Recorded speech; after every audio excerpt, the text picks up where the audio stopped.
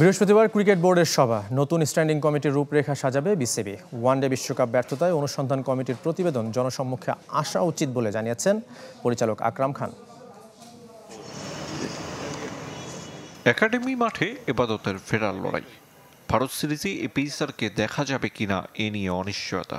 তারপরও নিয়ম মেনে অনুশীলনে ইনজুরি আক্রান্ত এবাদত। টেস্ট থেকে দূরে থাকা মুস্তাফিজ সাদা বলের অনুশীলন করে যাচ্ছেন নিয়মিত।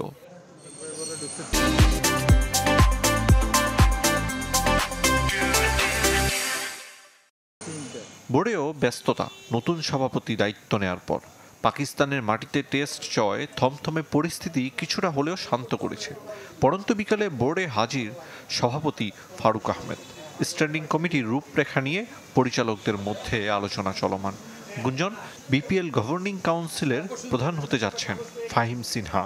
ক্রিকেট অপারেশনস আর গেম ডেভেলপমেন্টের পদ পাচ্ছেন নতুন পরিচালক নাজমুল আবেদিন ফাহিম। বৃহস্পতিবার ক্রিকেট বোর্ডের পরবর্তী সভা। সেদিন সিদ্ধান্ত আসবে সাকিবকে নিয়েও। জোরালো গুঞ্জন, দোষী সাব্যস্ত না হওয়া পর্যন্ত থাকছেন সাকিব। এখন পর্যন্ত আমি জানার মতো কোনো আইনি কোনো কিছু বিসিবিতে এখনো পাইনি।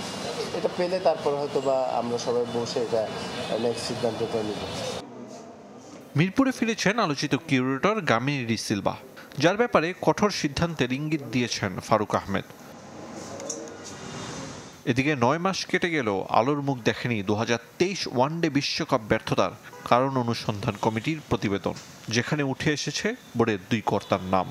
বিদায়ী নাজমুল হাসানের নেতৃত্বাধীন কমিটি যা আড়াল করলেও তা জনসম্মুখে আসা উচিত বলে মত আকরাম খানের। 2-1 জনের নামে আপনার অভিযোগ ছিল, বাট সেগুলো আমরা যা পেয়েছি সেটাও কিন্তু ওই রিপোর্টে আমাদের দেওয়া আছে।